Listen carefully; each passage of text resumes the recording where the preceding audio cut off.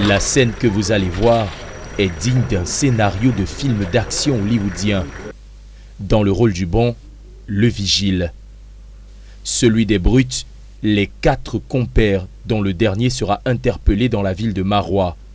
Et le truand, c'est lui, le présumé commanditaire. Les faits se déroulent au consulat général du Tchad dans le 1er arrondissement, dans la nuit du 26 au 27 novembre dernier. Sur ces images de caméras de surveillance, il est environ 1h30 du matin, lorsque les brutes pénètrent par effraction dans le bâtiment. Les images permettent clairement de distinguer les poignards qui composent leur arsenal.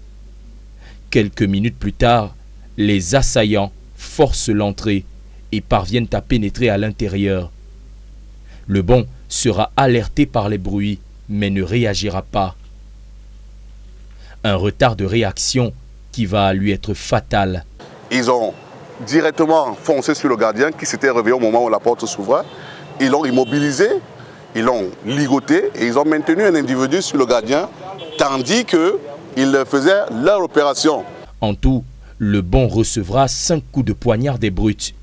Une exécution en bonne et due forme, dont la commande porte la marque sanglante du truand. Et après avoir ligoté le gardien, on a bien vu que l'un des malfrats, bien évidemment le chef de gang, a émis un coup de fil, bien évidemment pour demander au commanditaire qui serait dans les parages. Le gardien est ligoté, c'est quoi la suite? Et on lui a dit, le coffre se trouve en haut.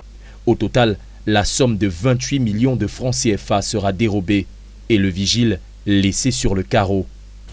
Lors de la reconstitution des faits, en présence des éléments de la gendarmerie nationale, toutes les brutes désigneront le commanditaire, le truand, qui n'est ni plus ni moins que l'adjoint du consul général.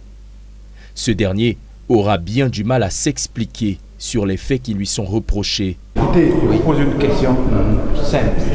Vous étiez dans ce bureau vendredi, oui ou non? On enlève les en-têtes, mais je ne me rappelle pas exact entre jeudi et vendredi. Jeudi sur ma déclaration, entre jeudi et vendredi. Non, donc vous ne pouvez pas ignorer si vous étiez dans le bureau jeudi ou vendredi. Je vous pose la question, même, de toute façon, même jeudi. Oui. Puisque personne d'autre n'a la clé. C'est moi l'unique qui a. Voilà. Ça veut dire que vous étiez la dernière personne à sortir de ce bureau. Oui, je crois. Vous croyez? Vous avez laissé la fenêtre ouverte. Pourtant, selon le commandant de compagnie Babila, le coffre-fort n'a pas été forcé. C'est où se trouve la problématique de cette enquête. Est-elle ouverte ou fermée? Nous allons peut-être requérir les experts, mais de toute façon, au niveau de la Légion, je vous ai présenté le coffre-fort. Il allait de tous les commentaires. Nous avons pu constater que les tiges du battant du coffre-fort sont restées intactes, y compris les loges de cette tige. Résultat des courses, le bon assassiné. Et grâce aux éléments de la gendarmerie nationale, les brutes et le truand ont été interpellés.